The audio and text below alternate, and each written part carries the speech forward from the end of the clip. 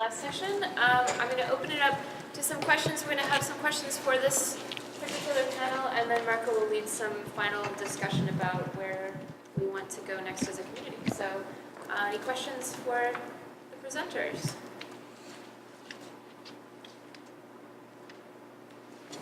I've got a question, actually, sort of this kind of bridges Simone's got. Simone and Mark's sort of presentations. So, you both used the phrase of AIs being very alien to the way people do things and understand things. I guess Simone was talking about sort of implied that we should make AI more similar. You're saying it should be more sort of easily explainable, but which I guess could mean making it more similar. I wondered if there's, but I guess some of the benefit of AI is that it is alien, that it does things that humans cannot do or thinks in ways that humans do not think, and it can be quite complementary. Do you have an opinion on how you can sort of trade off, you can use some of the benefit of this alienness while making it more AI more understandable? Well, I don't think you have to make AI think like a human. Matter of fact, I don't think that's going to happen, and I don't think that should be the goal. But what I see this as a translation step, where you have something going on, again, to use the notion of a black box. It's doing something in the black box that we can't understand, or it's difficult to understand, or in the stream, you don't have a CS background, you will never understand. Yet, can there be a secondary process that takes that and puts it into understandable terms? And there could be lots of different ways of doing that through visualization. I focus on the most natural form of communication, which is natural language, but also in terms of temporal information and storytelling, right? As the sort of way we would communicate among ourselves. So I look again at the example of the AlphaGo, right, where the commentators there actually don't really even know how the AI works, but they know the game, and they're watching what's happening in the game, and they're explaining what they would be thinking about if they were in those shoes. So again, that tells me nothing about how Monte Carlo simulation works, tells me nothing about how neural networks work, but if the task is not to understand how the algorithm works, but the task is to just be able to follow along, then that was in fact an extremely effective strategy of humanizing an AI without actually changing how the AI actually worked. So, Simone, this was in context to the fact that we both used the word alien. You actually raise an interesting point, which is that we're kind of stepping into this kind of gray, ambiguous zone where the explanations don't necessarily have to tell you anything about what the AI is actually thinking about or doing, which is in some sense a lie. And is it, and again, is that an appropriate sort of thing to do? Are you actually misleading people, and could you actually do damage? In particular, if we get the explanations wrong. Open-ended point, I guess.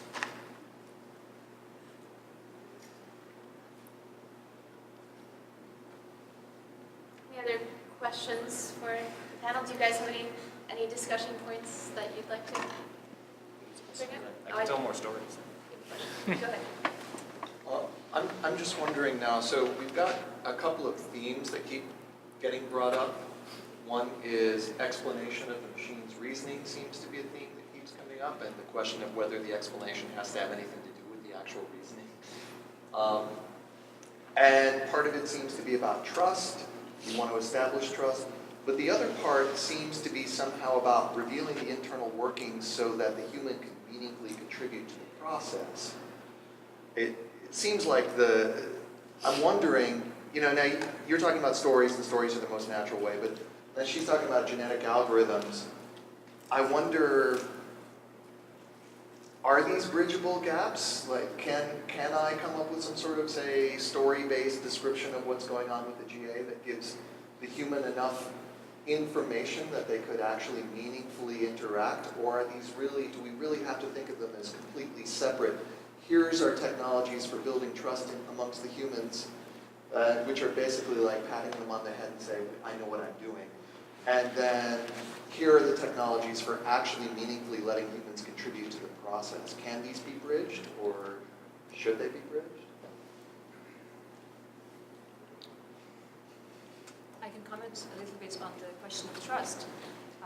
So first, that was actually a big question for evolutionary algorithms because we have stochastic random operators, which means that reproducibility is sometimes a question. So what's interesting is that over time, we can see that in our case, what was interesting was more than just the trust. Actually, it was more whether the system is reliable in providing interesting solutions. So for us, for example, in a scientific application, this is something I haven't thought about, this exponential component that I never thought about. I mean, you can either trust it or not, but the fact that it exists a mathematical formula, you can actually go and verify it. So trust actually means, in our case, go in and verify the mathematical formula that the system is providing. And in that case, you can actually say, yes, I trust the system, and give me some meaningful results. Now, for other applications, I'm not sure how you can verify what, in fact, the system is providing to build the trust. The artists were not interested in trust, they were interested in surprises and creativity. So, I think trust can be achieved in lots of different ways. One is, do you get good results? Are they verifiable? Or those sorts of things. But then also, I think you can achieve trust through explanation, right? So here is the set. Here's the set of steps that I computed to get to where I was, and just by opening it up and kind of taking you on a step-by-step kind of journey of how you got to a particular thing may make the algorithm feel less mysterious, which is a different sort of trust, I think. But and what you want to do is you want to not just kind of explain the algorithm, right? But the actual, I don't know, again, trying to humanize it and say, using notions of metaphor, like, so when I teach genetic algorithms, I can walk through an example of how it works and kind of tell a little story about how the different members of the population move along and things like that. So I think it's not unbridgeable, but obviously we're coming from two very different directions. I don't think we've quite found the point in the middle. I was taking notes. I don't think everybody has seen. I have a Google Doc that I added to links from this Google Doc on the themes that I've heard people talking about in the discussion. And one of the ways that I was thinking about this issue as you guys were talking was that, these are quite different goals that people have. Some of the contexts people have talked about here, the goal is to build a model that then helps you make a decision or that stands in for a person. And in that case, the explanation might be really about, how can I trust this? Under what circumstances can I trust this? But then other applications that people have mentioned, the goal is, or at least the immediate goal of the person might be to get the information they need to debug, or it might be to get the information they need in order to refine their understanding of what the problem is. Say, what are these codes that I've got in my qualitative coding? Are they the right ones? And that maybe that's an interesting distinction. So to put another spin on this, counterfactuals are types of stories. So I can turn anything into a story, by the way. So ask a question, why didn't you come up with a result? Or what could have been different? So what data should I give the system to get the answer I actually wanted, or a different answer? By being able to tell the story of the process, you might be able to kind of back out into the sorts of actionable sorts of things, like, all right, well, I needed more examples of this in my data set, or I needed more trained data here, or I need to improve my observation model of my robot because, I made a mistake here. Those sorts of things can be made potentially more visible to people. We've been wanting to add this. It seems to me that GAs are actually the closest to a story in terms of their comprehensibility of all the different approaches that we're talking about here. They're already using a metaphor that elementary school students learn. This is not a terribly complex concept, the idea of evolutionary processes. So maybe if we want to talk about the challenges of bridging different concepts, we should use different we should not be using GAs and narratives. It should be another kind of learning. But actually, to me, it seems like they're quite close. It's easy to think about genetic algorithms as a story. Yeah, I guess anything that's temporal, right? So I would imagine a support vector machine would be harder to turn into a story. Yeah, so why would we throw that out as something harder to bridge?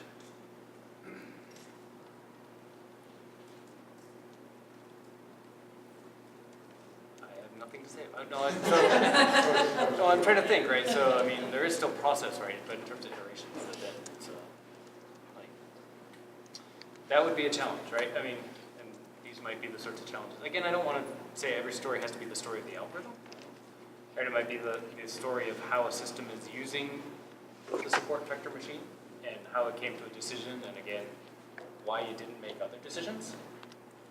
Maybe those might be the types of stories that we seek if we wanted to use storytelling as the metaphor for understanding. I don't want to, again, there may be other techniques where just simply, let's look back to the previous panel on visualization, where maybe visualization really is just the better way of accessibility to these algorithms, right? Maybe there's just multiple ways of approaching. Just talking about the support vector machines though, that also has, interesting features like what you have for support vector machines, their sort of innate performance is the support vectors. So a bunch of examples that the algorithm thinks are like on the border, on the edge of, and again, that can either be a story or a way of presenting it. Again, I think sort of in the last panel we talked quite a lot about how it's very valuable to present information in terms of examples because they're the things that end users or domain experts know about. And I guess that's one of the big benefits of machine learning, but it is, at some point, it's based on sort of the actual kind of examples of things that whatever your end user is doing, they're the things they know about. And, I suppose the fact that it is in these concrete terms actually can probably help either create stories or sort of a halfway house where you're giving enough information for people to create, to make a story about. That's sort of supporting human story making about an ML system might also be interesting. Right. So you can approach understanding of the algorithm kind of almost the same way as an active learning algorithm would, right? So what is the single thing that would disambiguate the model the most, right? So turn it around, like the human is trying to build a model of what the algorithm is doing. What would be the things that, the samples or the illustrations that help the user build a more complex model that teases apart what's actually going on inside that. And so, and I don't know if anyone's thought about it that way, but I'd definitely be interested if people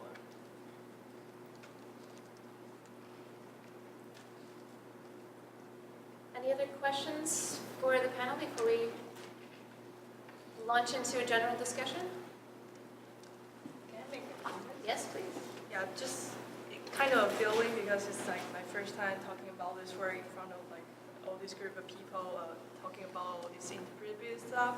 I just have a feeling that my group of target users who are social scientists really having a really different perspective from many other like domains, like those ones that are already using lots of statistics or like having some kind of prediction machine models already. Those are like very different from the social scientists, people we have been interacting with. And I think a key difference is that because those social scientists really have a very deep understanding about lots of different social phenomena that really haven't been like maybe may or may not also be kind of quantified in a way of like more mathematic form.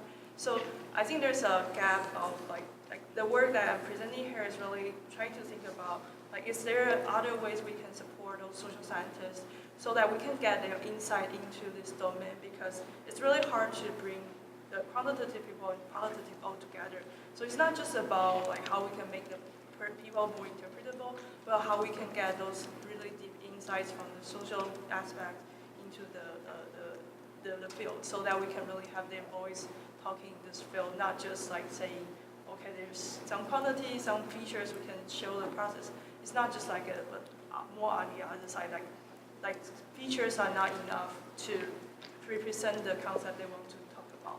And there is some more fundamental difference between more like understanding of how we understand things in different domains. So just want to make a note on that. Yeah, thanks for bringing that up. I hooked onto that when you were talking as well. I've been making notes for myself of all the challenges that people have raised and the research questions that people have proposed. And a lot of what people have talked about, for good reason, has been around algorithms and it's been around user interfaces. But you bring up a really legitimate challenge, which is interfacing people with other people and the need to find perhaps better methodologies to work together as collaborators, but even to start to understand these different application domains through, for instance, user-centered design with users of machine learning.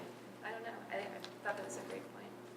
And I think that also part of the insight and part is that actually social scientists, particularly qualitative social scientists, have thought a lot about what you lose by quantifying information. And so, clearly there will be sort of a pushback to using machine learning, but also it's a very informed one. And, all the things you were saying and much more, I've actually worked a bit with social scientists, and, there is such a richness and particularity, and so I think, you need a very, very long and careful conversation, which it sounds like you're having, which is really valuable, about what you can do and what you lose, and it's very important as computer scientists to be sensitive to the concerns of other domains, because they really are important and they're there for really good reasons. Well, the thing that struck me about your work was that it perfectly mimics what happens when you do multidisciplinary research and you get, computer scientists and artists or ethnographers working together, and they have this fundamental miscommunication where they really want to talk about two different things. And we perfectly replicated that with our computers, right? Where computers want us to talk to them in a certain way and are unwilling to listen if you talk to them in the wrong way. But at the same time, the human wants to talk to them in this way, yet fundamentally refuse or disgusted by the fact that they have to change the way they talk, right? And so, to me, kind of the broader message here is, we do need computers to be sensitive to the way people want to solve the problems, the way they think, and the way it's going to come most natural in terms of their communication. So in other words, we need to make our AIs, our machine learning algorithms, good multidisciplinary research partners, I guess, if such a thing even exists. I don't know. Yes? So can I make a comment about uncertainty? I think that the challenge of helping social scientists and maybe human-computer interaction experts who do ethnography using qualitative analysis of grounded theory is a very noble one. I do a bit of ethnography myself, papers with others, and I must say that when I look back on my own writing and other papers we've read, narrative is a very important part of those papers. We did this, then we did that. And in terms of, say, trust, you trust the author that, they did it. But what you have is a narrative, rather than saying, well, there was 95% accuracy of this classification of these concepts against a corpus, blah, blah, blah, and here's the data. And perhaps there's a possibility of, helping convey meaning and reproducibility in this qualitative research in a sensitive way if your work turns out well. Yeah, I think it's really a good point that there has been some concern about the reproducibility of qualitative methods in general. And I want to note that from a more qualitative aspect of research is that it's not just about whether this phenomena or this kind of result they get can be reproduced or not.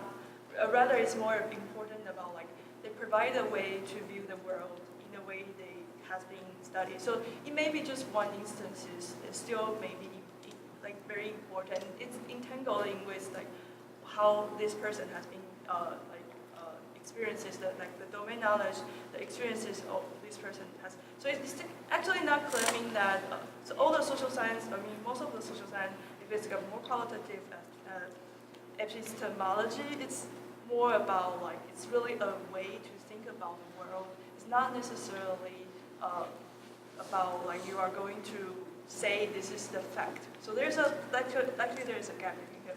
But I totally agree that there's potential ways to help people to refine those things in a more careful way, because there's mistakes that people can make, and there may be possible misunderstanding or some inconsistency in their theory that I think is also important to point out as well.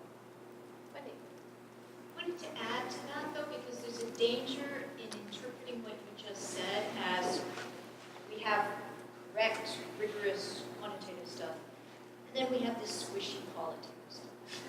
And the squishy qualitative guys turn to the quantitative guys and say, you know what? You're not rigorous either. So if I come up with a really precise way of looking at something that isn't actually relevant to the problem I'm trying to address, it's every bit as wrong as a qualitative discussion about something that is not relevant.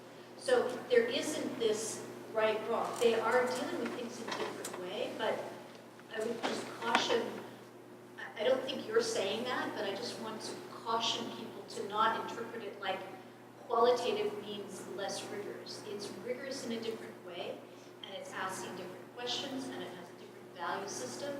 And there's this notion, going back to what you were talking about multidisciplinary design, really critical to think about the power of triangulation, not to think about, I have the one method that's going to solve the problem, but to recognize that no method that anybody has ever is going to actually solve the problem in any real way, and that there are always going to be multiple approaches that give you different kinds of things back.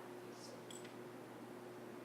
Yeah, I think that's really a good point. So I'm from a computer science background, and I minored in psychology and my undergrad. I'm now in human-centered design engineering, doing some ethnography work as well. So I'm really from a really multidisciplinary background, and really having lots of conflicts in my mind, always daily basically. So I think it's really important to step all the conflict, learn from different aspects, and as you say, triangulation is really one thing, and I think there's more work need to be done on really talking with each other. So I'm bringing some message from the social science I interact with to this conference, and trying to hope to to make people think about quantitative method may be different from the way we thought we are a quantitative person, things like that. And I think it's really, that's a great comment you made. Yes. One last question or comment? Yeah, what do you think you add on your comments? So I think, continuing on the topic of asymmetry between qualitative and quantitative, and the intelligence of machine and the humanness, we mentioned a lot about the black box effects of machine learning algorithms. I want to highlight that there is also a black box effect on human expertise. Right? And there is research telling that nurses can, within the first 30 seconds, step into a patient room, she can tell whether this patient can live, after the surgery, can survive for 30 days or not. But they cannot explain why they do it. And for algorithms, how can we capture that knowledge? Is it possible at all? And how can we emphasize that and play the triviality of that's another challenge. And I don't know the answer, but it's important to mention.